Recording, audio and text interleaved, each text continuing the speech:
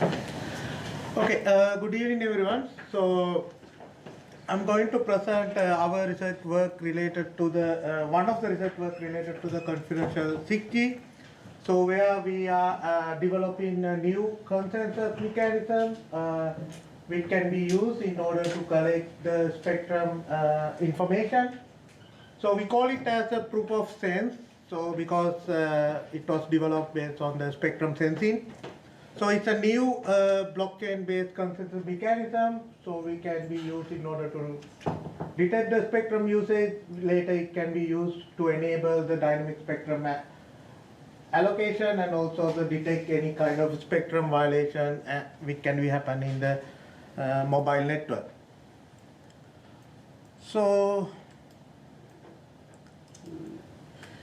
So we talk about the spectrum sharing. So we know the wireless radio spectrum is a natural resources and it is really expensive. And we have to manage it properly if you want to enable future networking services, for example 6G or 5G or even 6G scenarios. So we need to manage this spectrum properly so we can provide the services for more and more mobile users. But for the moment, the spectrum is managed centrally, so every country has a regulator body who's managing the spectrum and deciding who will be using the spectrum. And also we know the spectrum is very expensive. For example, the 5G spectrum, the new radio introduced just for 5G, was almost 6.5 billion cost in Germany. So it's a very expensive natural resource and we need to properly manage. But unfortunately, if you look at the spectrum usage for the current scenario, so most of the time the spectrum is underutilized. So most of the time it's only 6% is occupancy happen in the spectrum. So even though it's very expensive, it's not properly managed, so the people can fully utilize the spectrum for their usage. So one of the main reasons like we are having this kind of white spaces or underutilization spectrum is the centralized management or the fixed spectrum assignment policy which is used all around the world. So in order to solve this problem, actually we have to go for this dynamic spectrum allocation scenario. So instead of going for fixed spectrum allocation, we have to go for the dynamic spectrum allocation. In that way, we can share the spectrum more efficiently between the different users.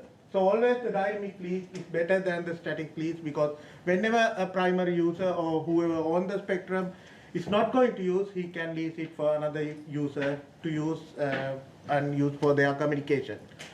And the dynamic spectrum allocation was studied for over the last 20-30 years, and it was well studied area. There are many different dynamic spectrum allocation mechanism has been proposed. For example, this co-primary spectrum sharing, that means multiple owners can own the same spectrum, so they can share according to their agreement. Or cognitive radio is also another scenario. It's very interesting. That means there's a primary owner for the spectrum. Whenever he is not using the spectrum, he can rent it for the secondary user. And the spectrum access system is defined for certain restricted frequency band. And also the local private mobile network concept has been developed in order to provide the spectrum usage for a certain area. So there are different dynamic spectrum allocation mechanism has been proposed, but unfortunately they are still not used anywhere in the world due to several issues.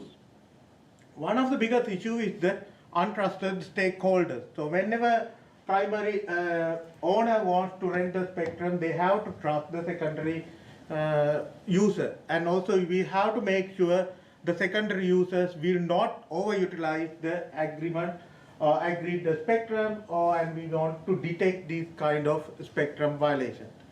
But for the moment, there is no real-time spectrum misuse detection systems available in the world.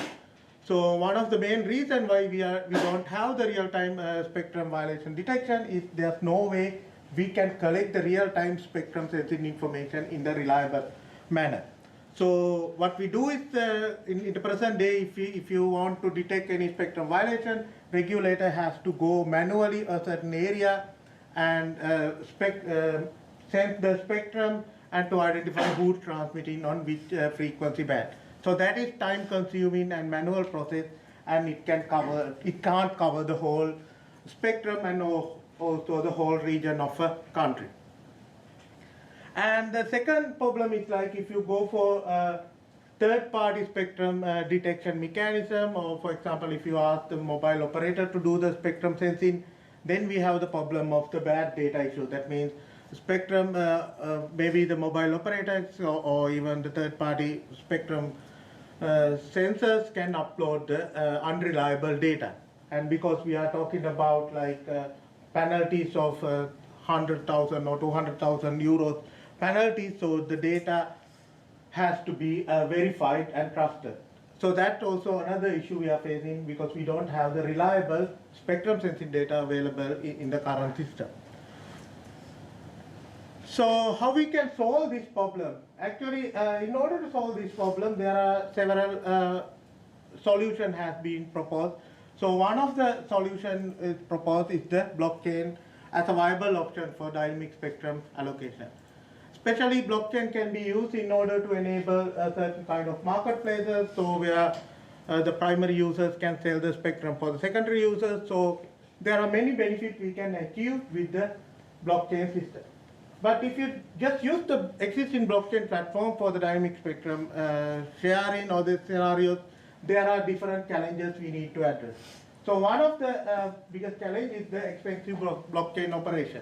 So normal blockchain operation is expensive, the consensus algorithm is expensive. Most of the time the consensus algorithm used in the blockchain system is not designed for this particular task. It's doing something more cryptographic heavy mechanism. And also, still none of the blockchain-based systems are able to collect the spectrum sensing information, reliable spectrum sensing information for the misuse detection. So in order to address these two problems, actually we have proposed a new customized blockchain consensus algorithm, which is specifically used for the dynamic spectrum access. So we can design a blockchain which is energy efficient and also low cost, and also it is able to collect the reliable spectrum sensing information across the region or even in the country. So let's look at how our consensus mechanism is working. So we call it as a proof of sense, so because it's based on the sensing operation.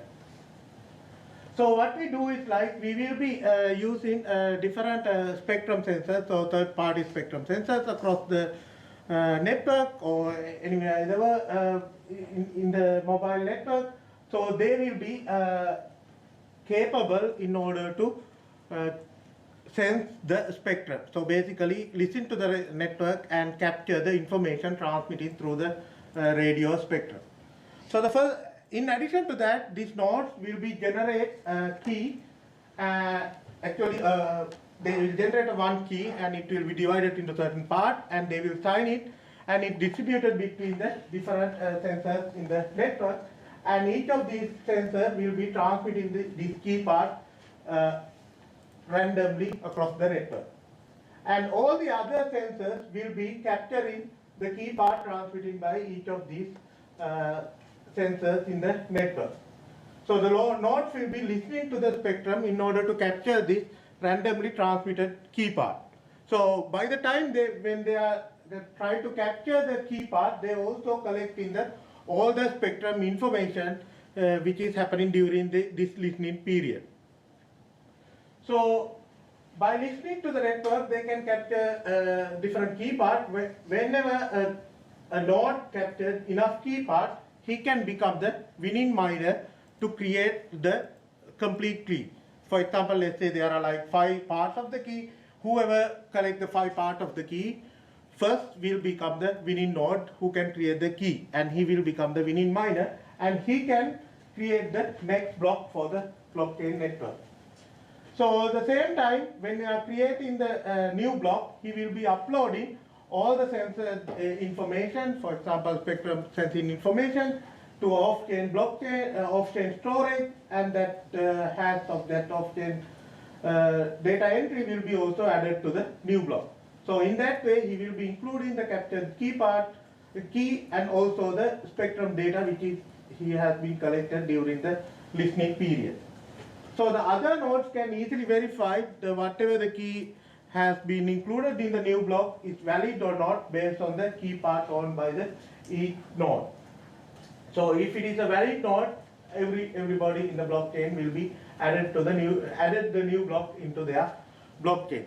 So in this way, so we can create a new consensus mechanism just listening to the spectrum. We don't need to do any high-level cryptographic mechanism to decide who is the winning miner. So this is the block structure actually we have proposed. So basically in the blockchain, if you look at the block, we have two different parts, header information and data part. So the header information is typical blockchain information is there. We have added two new data types. So one is the spectrum data information, like the winning key and those things will be added here. And also the sense data will be also added as one of the block parameters. In this way, we can share the spectrum, the sensor spectrum data with the blockchain. And also we need to have mechanisms to motivate the people to participate this kind of mechanism. So we have thought about like 5 different ways we can run the blockchain network. So the first way, like we can get money from the subscription fee. That means whoever the users who want to use the data, they have to pay a subscription fee in order to use this spectrum information. So this spectrum information is important for different people, like for example, ORAN customers who want to optimize their network, they can use this spectrum information, or regulators who want to do some kind of analysis or even enable the dynamic spectrum access, they can use the network, so they have to pay a subscription fee in order to access the data. And we are proposing a transmission rewards. That means we have to encourage all the nodes to transmit the key part. So in order to work the system, so the miners who are transmitting the keys will get in the transmission reward. So the block generation reward is there. It's normal block reward. So whoever creates a new block will be getting the block generation reward.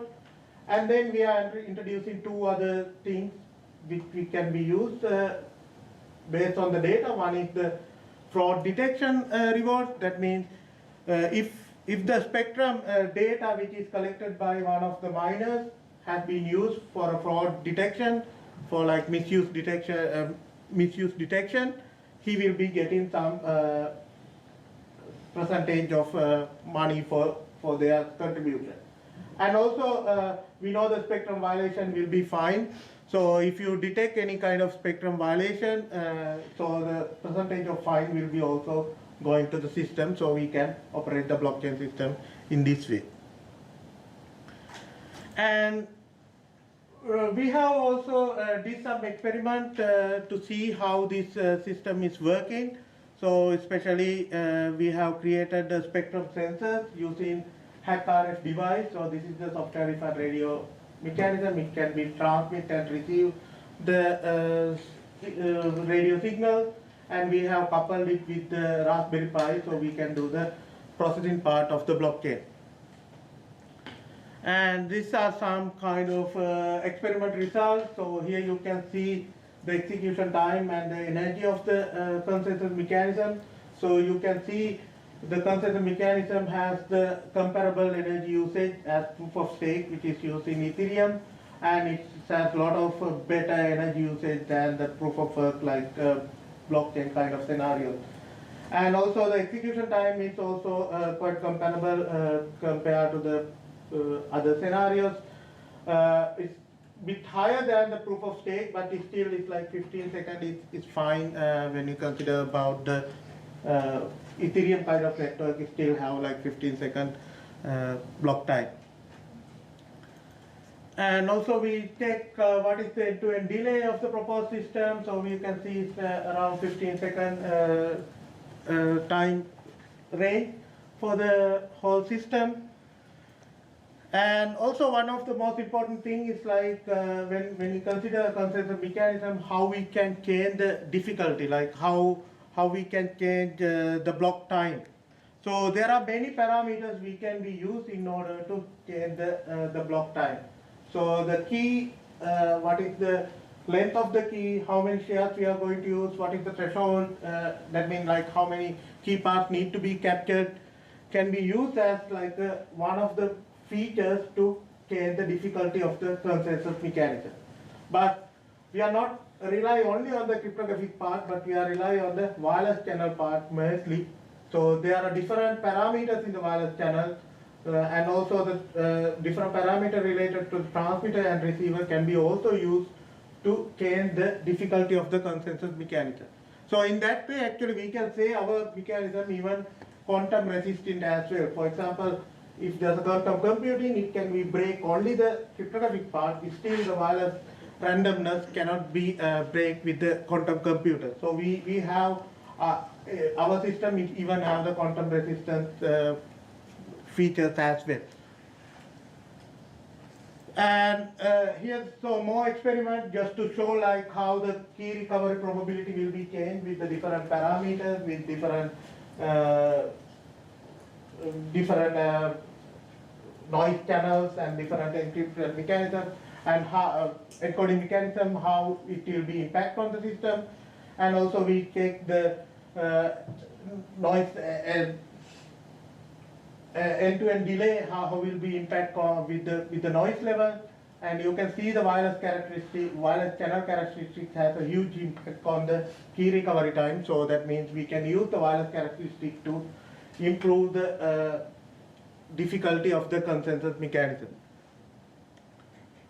So we have several publications. Actually, Pramita is here. He is the main guy who was doing this work.